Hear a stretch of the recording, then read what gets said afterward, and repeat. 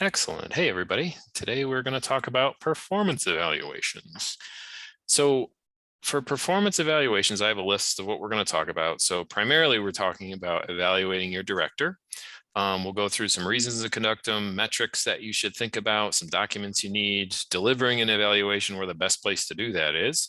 I do have some sample evaluation tools that you can use, and I'll keep this section up to date as I develop stuff. So even though we're just talking about this today, these docs pages are more of kind of a living document, and I will add stuff to it as we're going forward. I'll talk about some delivering feedback information and then talk a bit about evaluating the board. Cool. So the first thing I wanted to bring up is evaluating your director. So the trustee handbook says in order to maintain clear communication and effective management, it is critical for the trustees to regularly evaluate the performance of the library director. It's often one of the most difficult tasks as well. It doesn't elaborate on why it's one of the most difficult tasks, but I'll tell you why I think it's one of the most difficult tasks, because when you're talking performance with anybody, it can be a bit complicated. So Jessica, you had mentioned you were hoping to pick up some tips on evaluating staff as well. No matter who you're evaluating, it can always be a little tricky because there's an opportunity to where if they're doing very well, it's perfect. And you have lots of opportunity to give them positive feedback. If it's not going so well, it can be a little bit tricky on how to deliver such feedback, which we can talk about a little bit later too. Reasons to conduct performance evaluations are pretty clear. You want to be able to give formal feedback on job performance throughout a fiscal year or calendar year, or however your library wants to operate with evaluations. It's going to be pretty critical for your director to get some type of feedback on what they're doing. Now, what I see happen kind of often is a director has been a longtime director at a library, or even a mid-time director at a library where they haven't been there as long, but the board starts to kind of fall off that formal feedback or formal job evaluation timeline, which doesn't always work to their advantage, because in that case, that will make performance evaluations much, much harder because you have a lot of time to catch up for. And if there's been a chronic kind of prolonged issue that you allow to go forward, even though you know it's a problem, but they've done okay and a bunch of other stuff, so I'm sure it's fine. And then if it gets to 3, 4, 5 years down the road and that behavior is still happening, it's much harder to head off a behavior at that point. So ongoing evaluations where you have this continuous back and forth on certain performance metrics is going to be much more useful.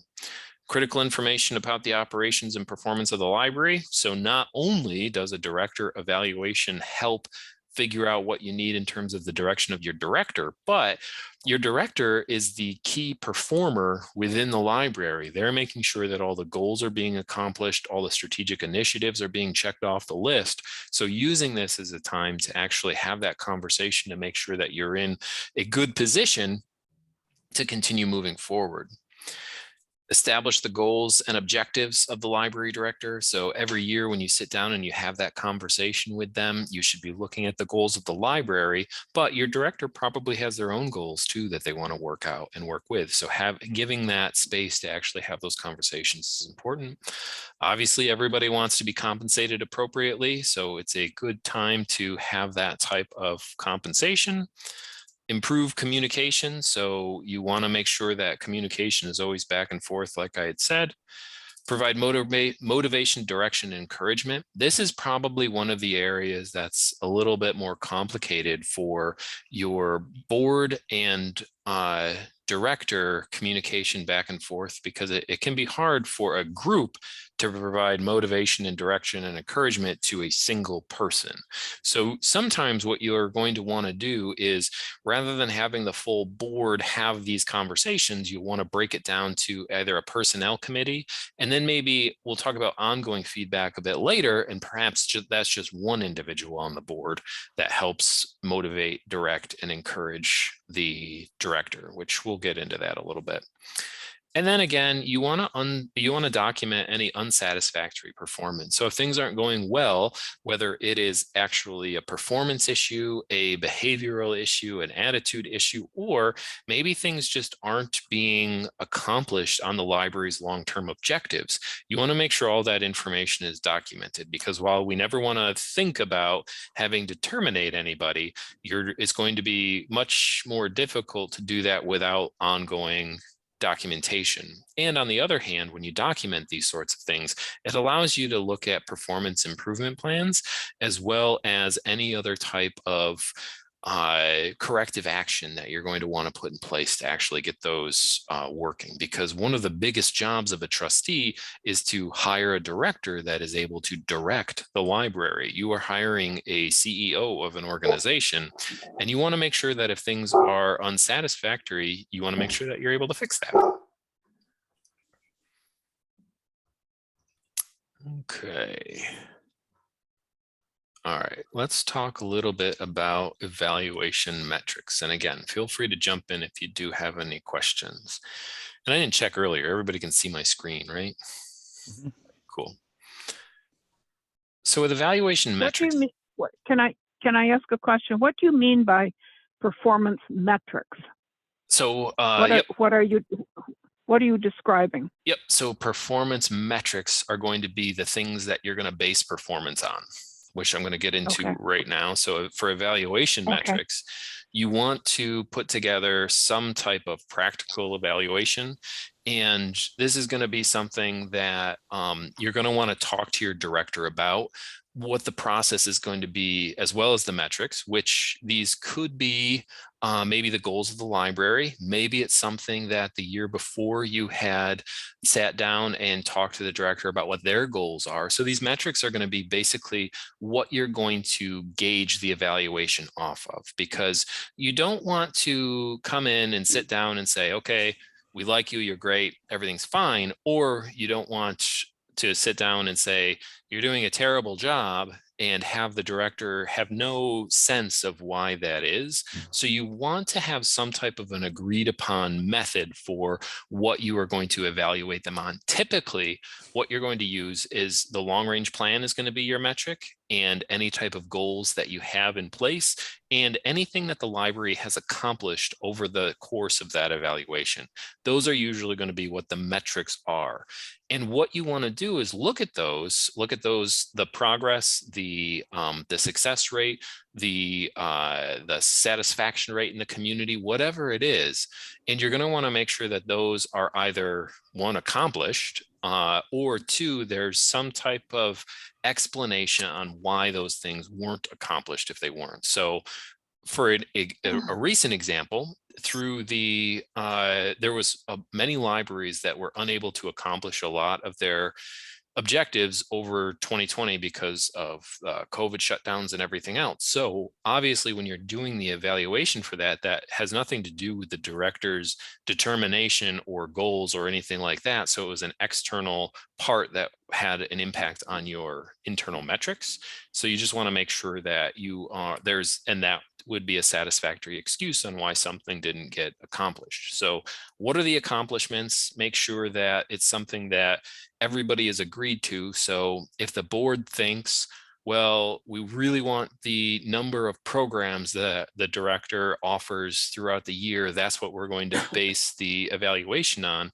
But the director thinks that she wants to working through collection development and making sure that you are having an appropriate collection for your community. So those are two completely different metrics. And if you don't talk to each other to see what those are that you're going to base the performance evaluation on, then one's going to be evaluating on one metric where there's something completely different than the actual director's doing. So you want to have a conversation about the overall process and what that evaluation is going to entail.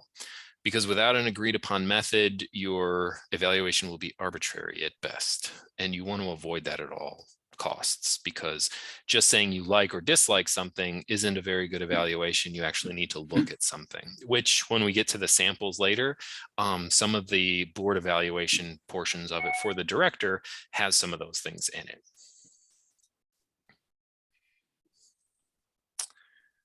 Okay.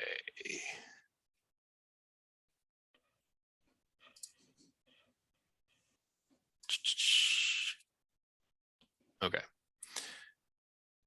Let's see. Documents needed. So as we are going through what we need to think about for a appropriate job description, there's a few things that we're going to want to pull together and take a look at in order to, one, come up with what those metrics are or what those areas are that we want to make sure that we're testing, and two, what we want to make sure that we understand when we're going into an evaluation. So there's 5 things on this list. There may be more depending on what you have at your library, but these are going to be the most important. So the first one is an up-to-date job description. If your director doesn't have a job description, it's very difficult to say this is what you should be doing, because then the whole job is just assumption. So we assume that you should be running the library and reporting to the board and overseeing staff. But if you don't have a job description that specifically says tasks outside of the basic function of a director, you're going to have a hard time evaluating on it. If it doesn't say it anywhere, you can't evaluate on it. So if you want to evaluate your director on how well they are involved within the community, but nowhere does it say or express that community involvement is a portion of their job, then how are they supposed to know that that is something that they should be doing on a regular basis? Job descriptions, in my opinion, should be reviewed and updated on an annual basis while you're doing that evaluation. That doesn't mean that it has to change every single year as you are going through the job descriptions and evaluation process. It just means that you want to make sure that the job your director is doing lines up with the job description you've created for them. Because once those two become out of touch, it can become problematic with those expectations on what they're supposed to be doing. So if your director doesn't have a job description right now, you need to get one. There's a sample one that we'll look at in a little bit, but you want to make sure that that is board approved and agreed upon between your current director and your board.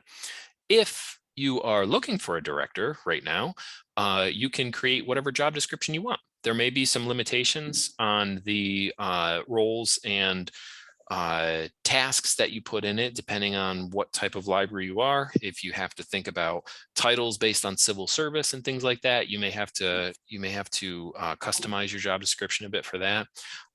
But for the most part, you want to make sure that the tasks that they're going to perform are within that job description.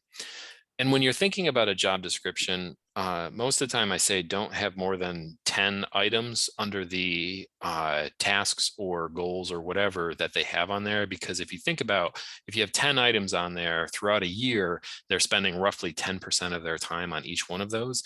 If you have a job description with 20 essential duties, are really any of them essential? Because that's a lot of duties to put on one person to carry out throughout a calendar year. Your next one is your long range plan. You may call it a strategic plan. Either way, these are the goals of the organization. And again, you want to be able to compare the goals of the organization with the performance of the director, because they're going to be essentially the project manager on every single one of those strategic initiatives that you're putting in place as a director.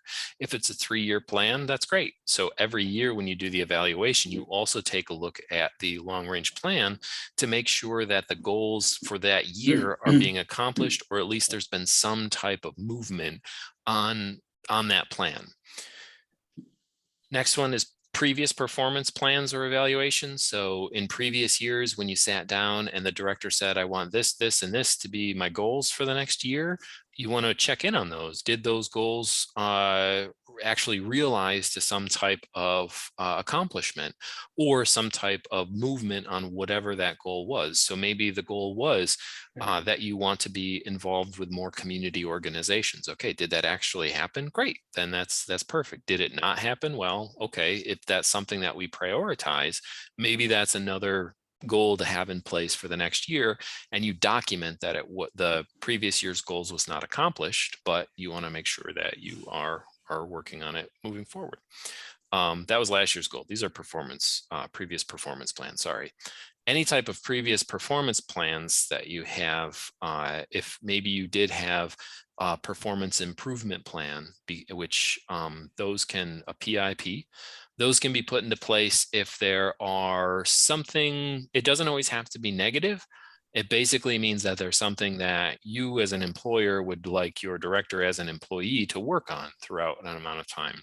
Usually performance improvement plans aren't seen as great things to have in place from the employee's standpoint. However, if you phrase it in a way that it's more coaching, then those can be used as powerful tools to help out.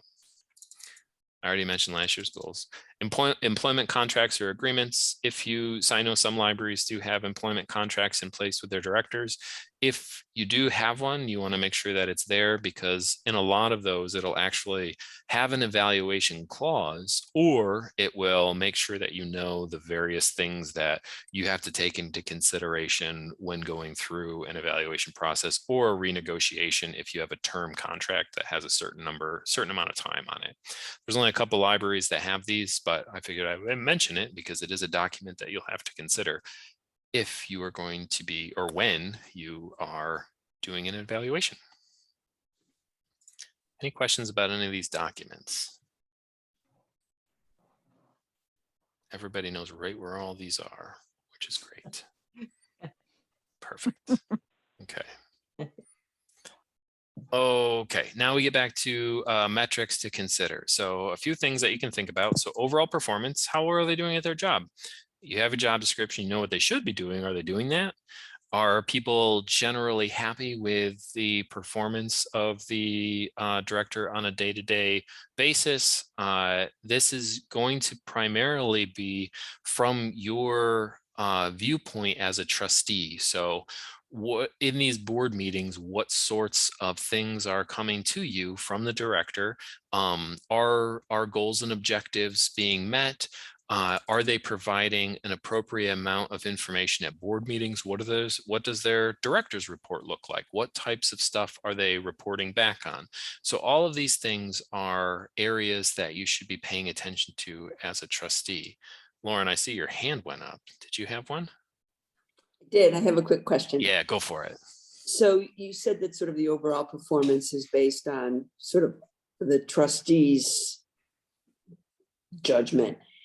Has there ever been, or would it be possible to have sort of a 360 evaluation and have, the staff obviously anonymously, provide some feedback? Or I didn't know if that was even possible. So it is possible. So, and under my evaluation samples here, the last bullet on here is possible stakeholder questions. So you can, so a 360 evaluation is essentially when the board and the director and some other stakeholder group like the staff would all have an evaluation for that particular person. So for example, my evaluation here at the system is a 360 review. So we send information. So the board fills something out.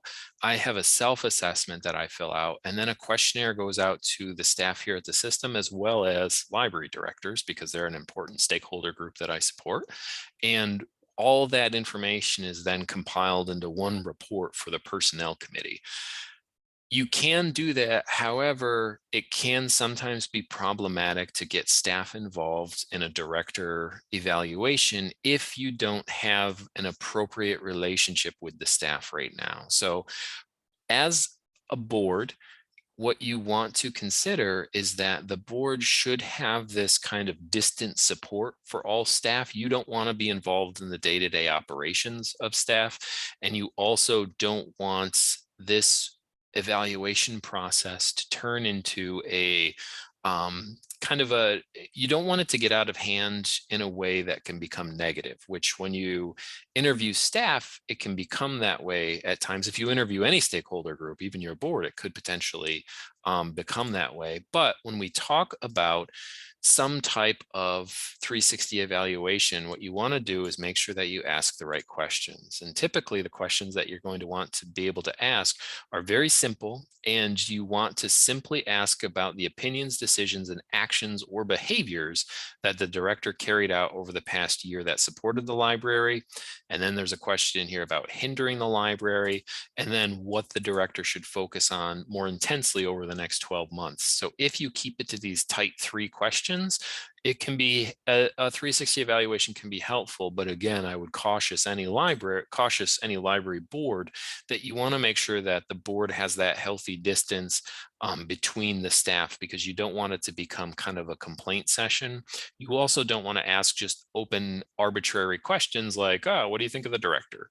Particularly if they're new, because that can sometimes cause a few more problems. But you can certainly ask various stakeholder groups. This is another area where you want to make sure that your director is on board with this and you're having those conversations with them, because if they have strong reasons on why you shouldn't have the staff be included in this process, you would want to hear those out. Like maybe you have several brand new staff members that don't have a good sense on what was actually carried out over the past year of the library.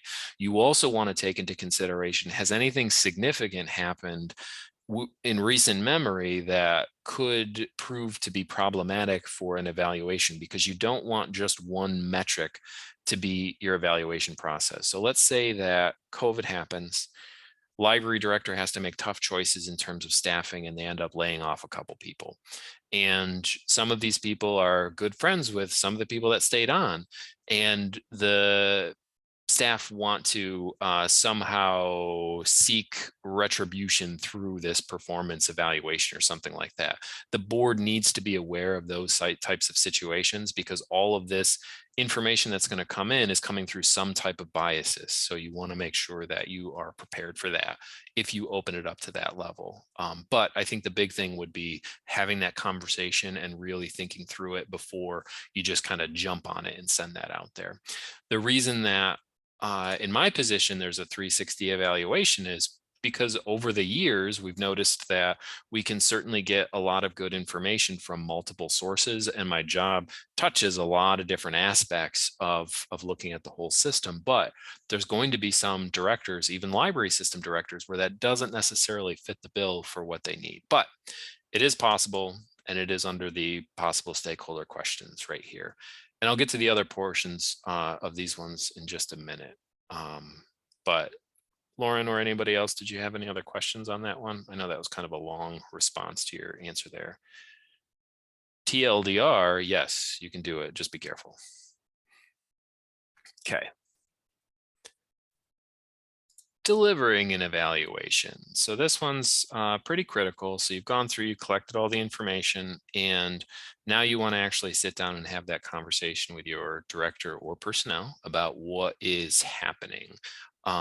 So all performance evaluations should be conducted in closed committee or a board session. So when you're actually delivering this information, even if it's the best information in the world, you should be respectful enough for your entire board as well as your director to have this in a closed board meeting. So typically when we're talking about open meetings law, all information is publicly viewable unless you enter into executive session. So in order to accomplish the actual conversation of an evaluation, you should enter into executive session using the provision, the medical, financial, credit, or employment history of a particular person or corporation, blah, blah, blah, blah, blah, of the particular person or corporation. Now, if you go into a executive session, you're going to talk to the director about, here's the information we found, here's kind of our findings, what are you thinking about for goals in the upcoming year, all this stuff.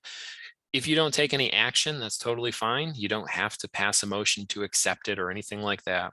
You can come out of executive session at that point, and you can just have it noted in your minutes that you discussed it, just to have record that you were doing it every year. If there's various things that will have to be put into a personnel file, you don't need to have a motion to approve disciplinary action or something like that. That can simply be something that is put in a personnel file. If it's a performance improvement plan or something like that, you can have the board pass a motion to accept the performance evaluation of the director. And again, that shows that you actually went through the process. So if the people look back or if there's ever a discrepancy or complaint, you can always show that there was some type of conversation that happened in the past.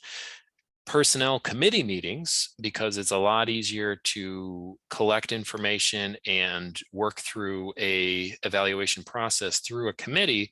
Your personnel committee, as long as it's approved by the board, can also enter into executive session. So when the personnel committee meets, they can go ahead and talk with the director, all that good stuff, and then you're good to go.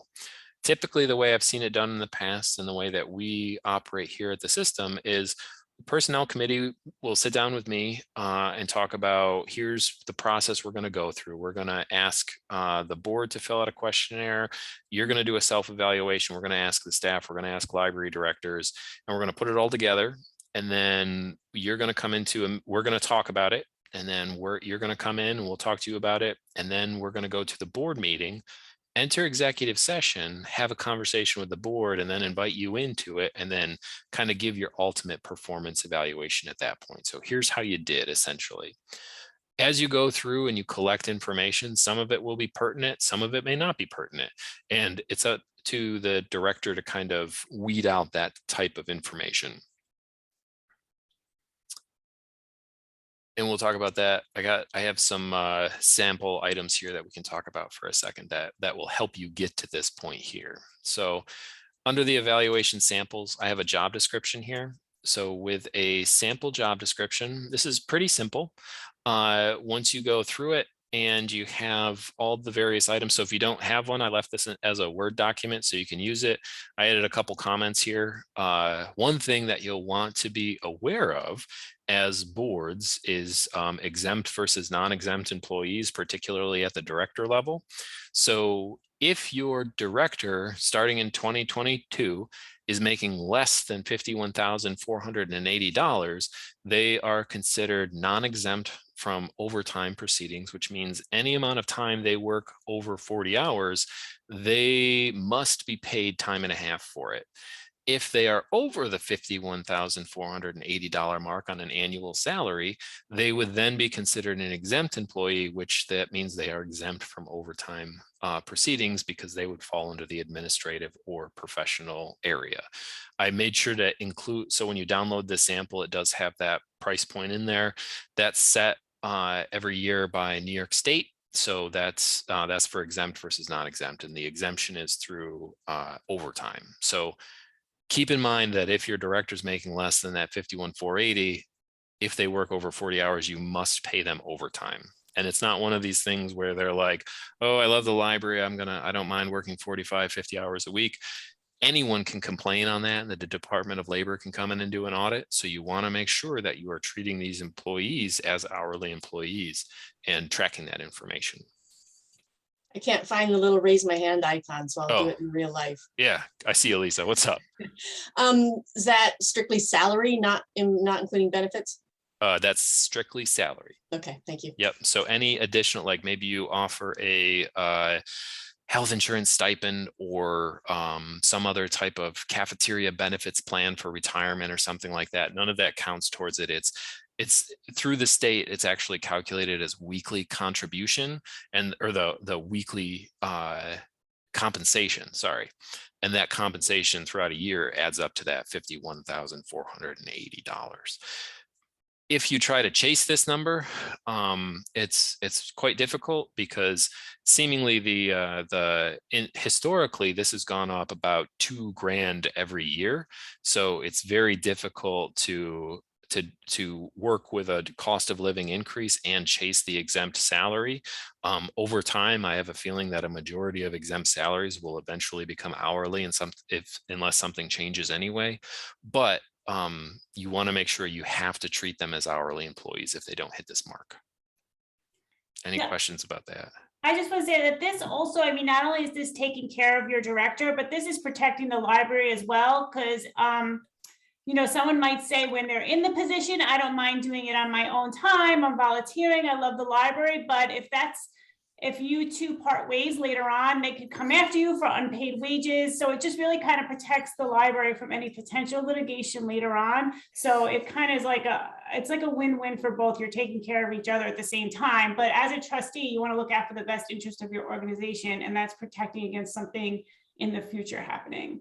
And I'm primarily looking at the benefits to you as trustees, because just like Suzanne said, like, yeah, somebody, they may be working along just fine and they're like, oh yeah, I put 60 hours a week in and you're paying them $45,000.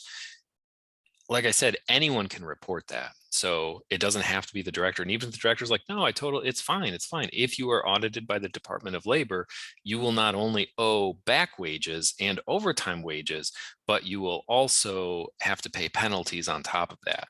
And that is a scary situation for a library to be in. So if they are hourly employees, just treat them like hourly employees and have them track their time appropriately. If they're exempt employees, that's great. Have them track their time appropriately in that case too. Any other questions about that? I know that can be a little dicey.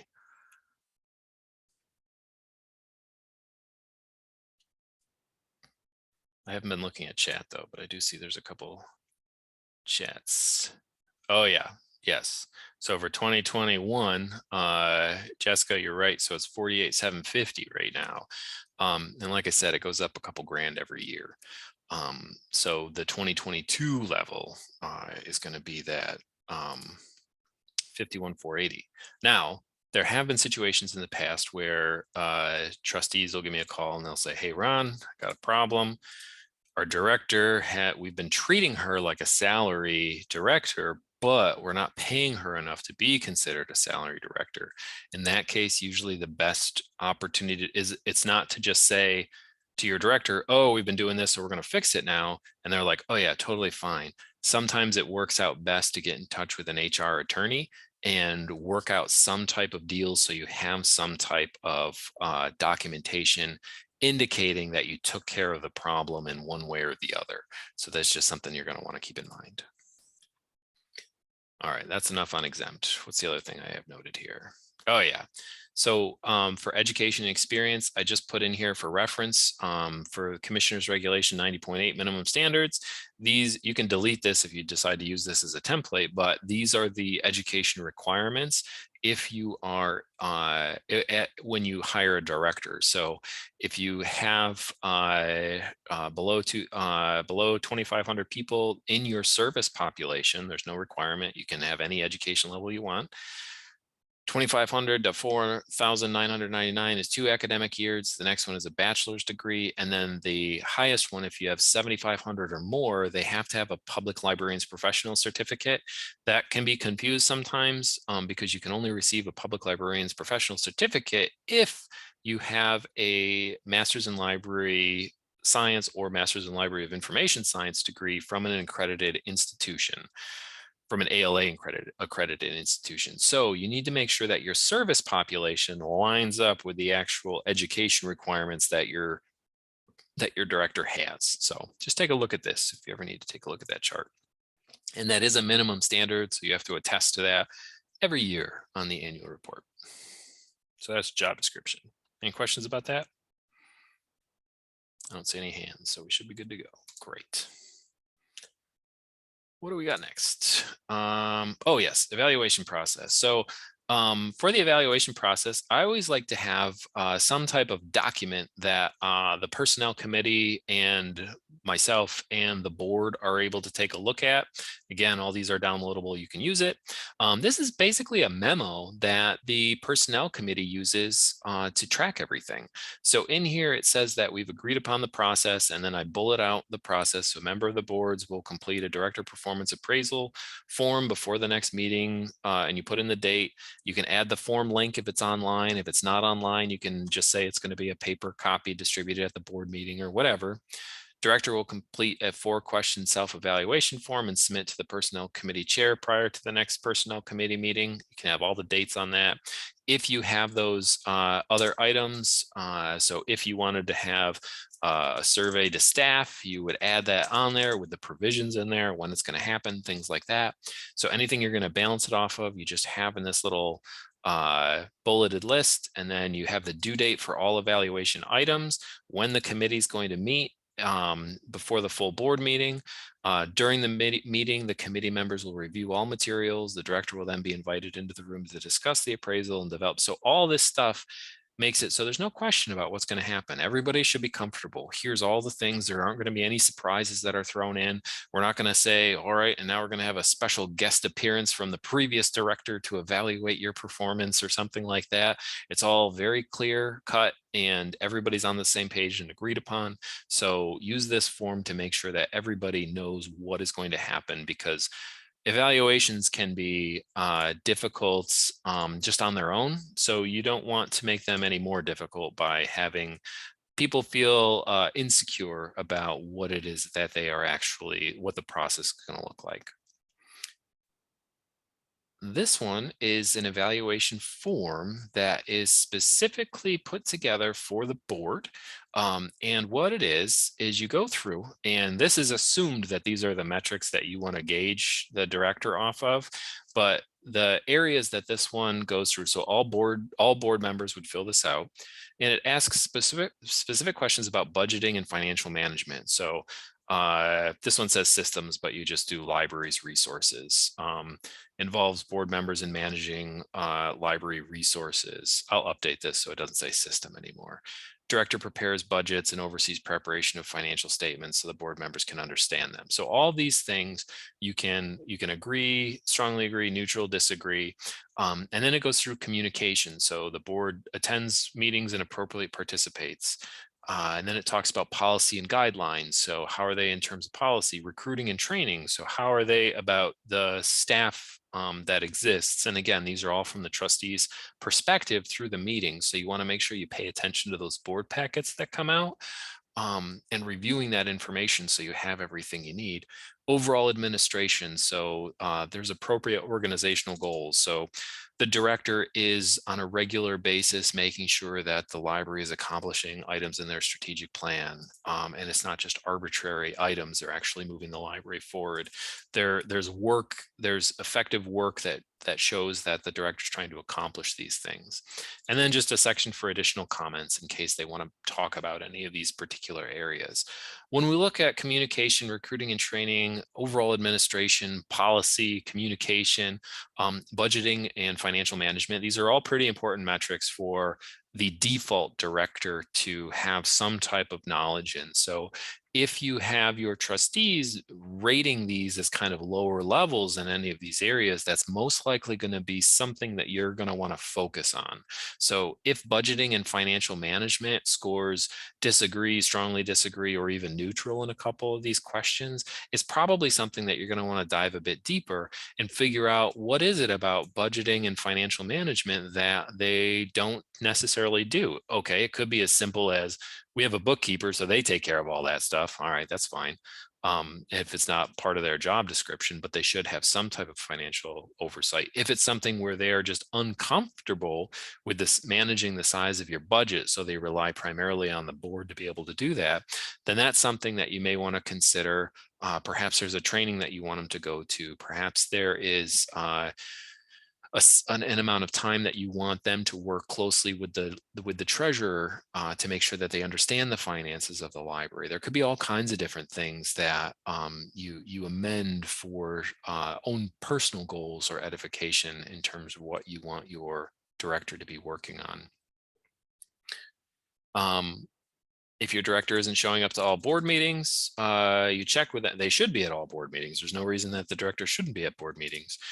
You want to make sure that they're there, they're participating, they are, because essentially your director is your library expert. They're the one bringing to the table all the information about not only libraries and librarianship, but all the ins and outs of your specific organization too. So you want to make sure that they are there and providing all that information. If they're not, what's the problem? What do we need to work on? A lot of this stuff, when it comes up, you just want to make sure that you are there to be able to offer support so you can work on all this stuff. Self-evaluations are a powerful tool as well. What these allow the director to do is talk a bit about what they have accomplished over the past 12 months from their perspective. So far, we've talked primarily about what are we seeing from the board's perspective. Give them an opportunity to show it from theirs. So briefly evaluate the progress made on the library's goals over the past 12 months. Highlight how accomplished these goals improve the library. So these types of things, what 3 accomplishments outside the goals, what are 3 accomplishments the library has made? Considering your work over the past 12 months, what are you most proud of? And what would you change or do differently if given the opportunity to repeat the past 12 months? So this type of self-evaluation gives the director a bit of power or authority in their own evaluation. Because if they receive information back, or if you receive information back from other stakeholder groups like trustees, you're going to want a counterpoint to something that the director has able to fill out. And you don't have to treat it as a defense or anything, just from their perspective, what has been accomplished that they would like to highlight for the board.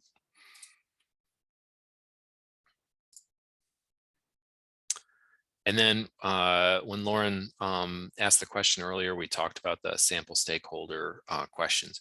You can also use these. I've seen libraries take these questions and add them to the evaluation form that is sent to the entire trustees. So you can do that.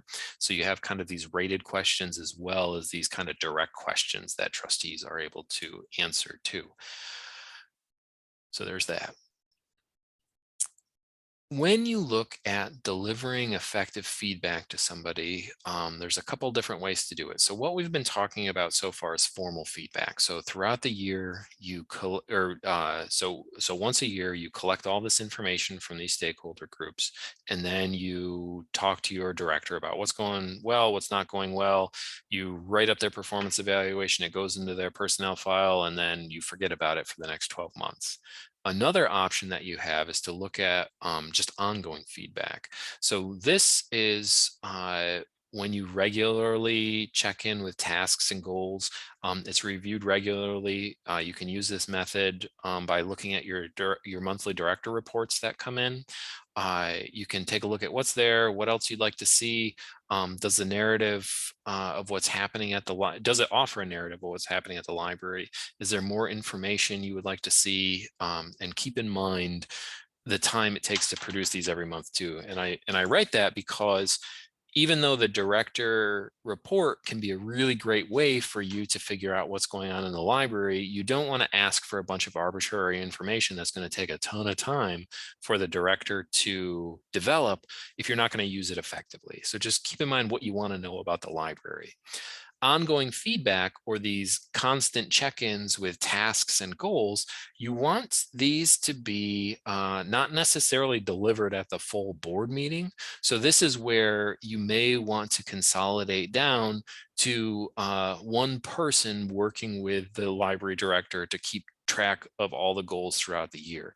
So one way that we do that here at the system is a week before every board meeting, or actually it's the Monday before the board packet goes out, because we get the board packet out a week in advance. That's what everybody should be doing. But the Monday before the week before a board meeting, I meet with my board president and I tell her, here's all the stuff that's going on. Here's what we're making progress with. Here are a few things I'm concerned about that are coming up. So it's not just the director that is dealing with this stuff all the time. She's able to help coach me in various areas that I need to take a look at. It's another perspective that I'm able to have. And she's authorized as president of the board to have these conversations with me. So I have this kind of informal, ongoing conversation that provides feedback for me, and it helps direct that information. Now, it doesn't have to be the board president. It can be another trustee if you want. This can work out really well. I advocate for this for every library. Should have this as an opportunity for your for your director to have a back and forth conversation with a trustee before meetings. One, because you can have this ongoing feedback, and two, also because when a director presents something to, let's say you have a 9-member board, it can be kind of intimidating if you have new ideas, programs, proposals that you want to put forward, even if you're on best of terms with that director. So it's nice to have somebody else who knows what's going on and can offer a bit of backup for you too. So I love this. I think all libraries should do it or consider doing it. Again, it doesn't have to be the board president, just it can be anyone who's a trustee on the board. Intention of feedback. So a priority when evaluating the director is to ultimately what you want to have is encourage growth. You want them to be a better director at the end of the whole process. So you want them to help them grow in areas. What you're looking at it from a bird's eye view, from a governance standpoint. So you don't want to get too hung up on like little weaknesses and faults. Your whole idea is to help offer solutions to help that director grow.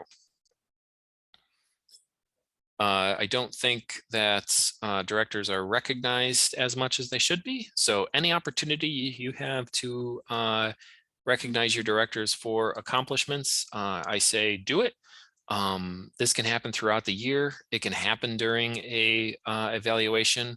One thing that I don't like to see is that, and Suzanne will know this because I complain about it all the time.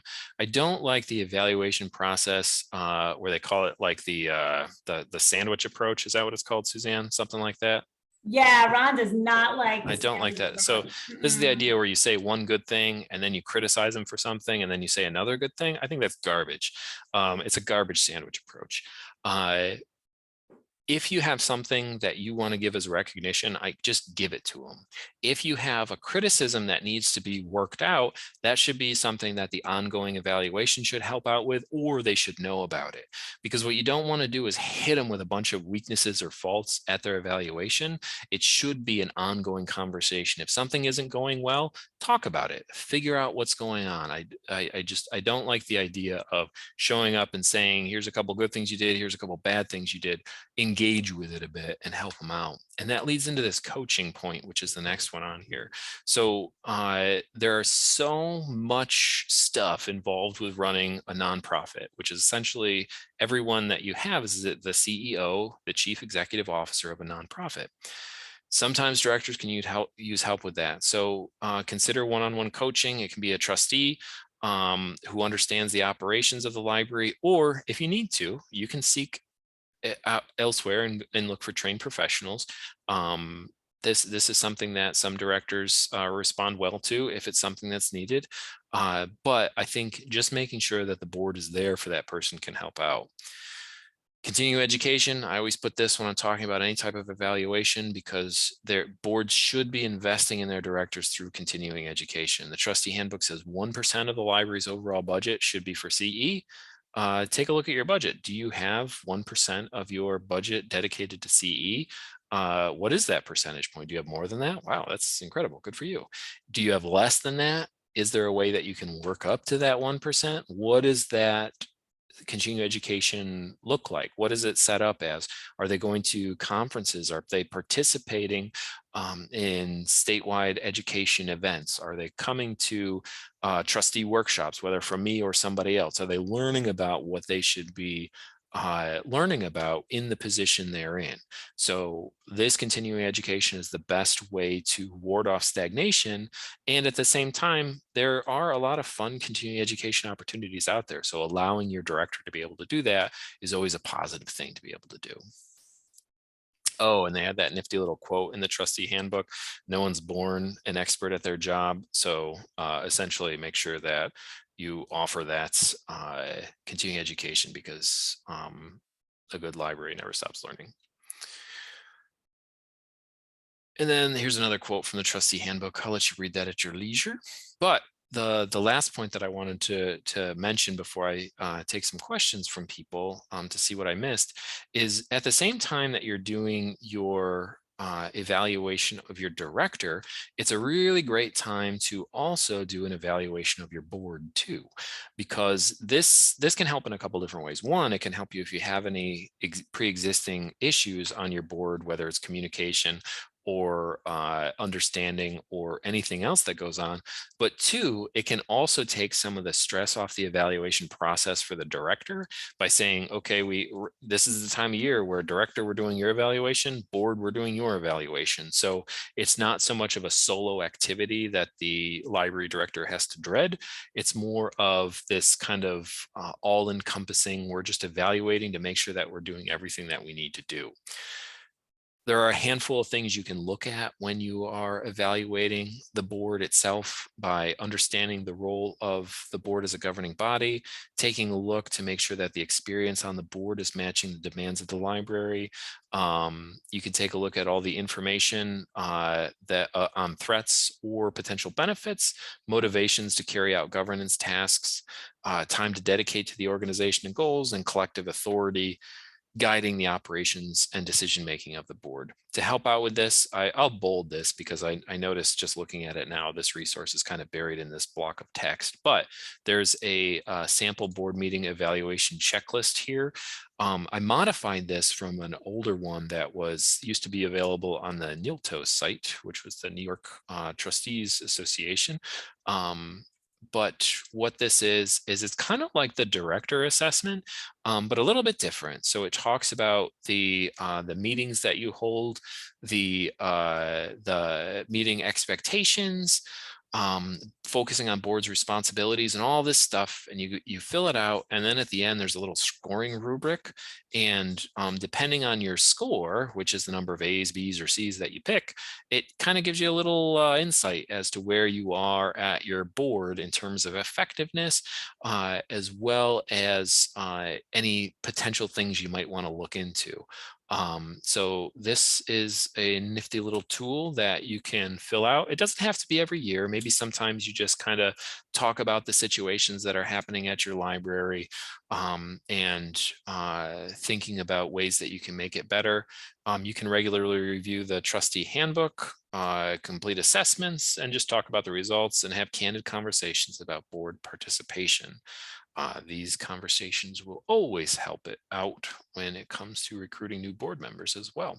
So doing your own self-evaluation at the same time that you're doing that director evaluation too. Now, I know that was a lot of information to throw at you, so tell me what you're thinking right now. Any questions that you had, any problems that you've run into the past, anything I didn't touch on that you would like me to touch on before we end today's session? I'll just say that as somebody who was a director of a couple of libraries, I always really appreciated when my board did an evaluation at 6 months, so they didn't wait for that full year. I thought it was really helpful because you're really trying to learn a new board, a new staff, a new community. So like having that checkpoint, like either at the end of like a provisional appointment or halfway through the year, was really, really helpful to me to make sure that like I was on the right path, and if there any like course correction needed to happen, but like not waiting like a full 12 months or waiting till January to have that. So we have a lot of new directors in our system. So that might be something to consider if you haven't done like a 6 month for a brand new director. I wouldn't do every 6 months every year because that becomes a lot. But for that first year, having that formal check-in for me was always really helpful and appreciated. And Jessica dropped an item in chat too, and she said, I also think that boards should consider adding a piece about trustee education to comply with the new law. Absolutely. So if you are unfamiliar with the law that Jessica's talking about, recently signed by the governor was a piece of legislation that requires all trustees to receive 2 hours of continuing education annually for every year of their term. That will start January 1st of 2023. However, it's a really good idea to start tracking that now. And luckily, systems are written into the law as sources where you can get this information from. So tonight, you just knocked out an hour of that 2 hour compliance piece. So good for you. Keep a little spreadsheet Ron. for yourself. Yeah. Ron, Yep. Go ahead. is this stuff available on the website? Yep. Some of these, because some of these documents are very interesting to me, seeing as I've been kind of hung out to evaluate the director without a lot of input from the board. Yeah. And I would be interested in how to stimulate them, and it's I think it's because I don't think that they're unwilling. Mm-hmm. I think it's I haven't done what I should be doing.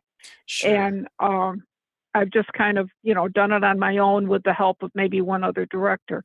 Yeah. So it would be very helpful to me. So we go to the Pioneer system, and where do we look for these? I'll send out the link to everybody who registered. Okay, And then also I'll make sure that it goes out to, and it's on the docs.owl.org page. So I'll make sure you have a link to it so you can get to it.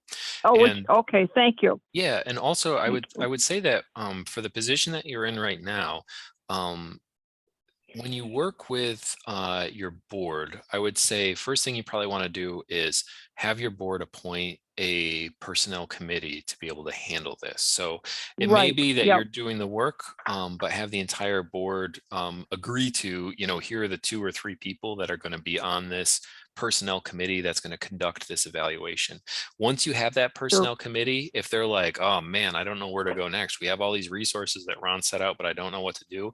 Let me know. I'm happy to show up to a personnel committee and go through the first steps with you and get you on the right path. So you're moving forward okay, in a way. And again, you can do whatever you want in terms of the evaluation, but I'm happy to at least set you in the right direction too, if you ever want to talk about it. yeah. Well, and I think that having access to these documents is going to allow me to set up what we need to do. Mhm. And not that the review process has been unsatisfactory. It hasn't been, because Right. I've done reviews. My job that I retired from was doing reviews, and so I'm not totally unfamiliar with it. But Sure. this has been very helpful. Yeah, absolutely. And Linda dropped a question in chat. So thoughts on feedback to the director from the entire board versus one-on-one with the president, or yeah, with the board president. So Linda, I guess I look at it a couple different ways. If it's through the performance evaluation, do the performance evaluation as the personnel committee and have that as the first kind of conversation you have. So you have 2 or 3 people. Then bring it to the full board and say, this is the conversation in executive session. This is the conversation that we had. And here's the kind of the feedback. Are there any other points that you want to make? And then when you invite that director in there, it's nice just to have like one person actually saying like, here's what we have for information.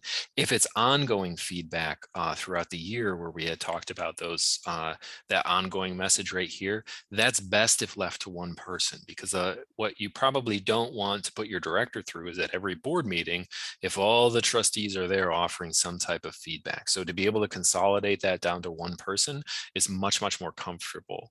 And you can also ask the director themselves. So maybe while you are looking at the evaluation process here, maybe part of that talks about how you'll have a conversation, the personnel committee will have a conversation with the board, but the ultimate evaluation is going to be from just one person, the board president. They'll consolidate all that information and then give it to your director and have that conversation that way.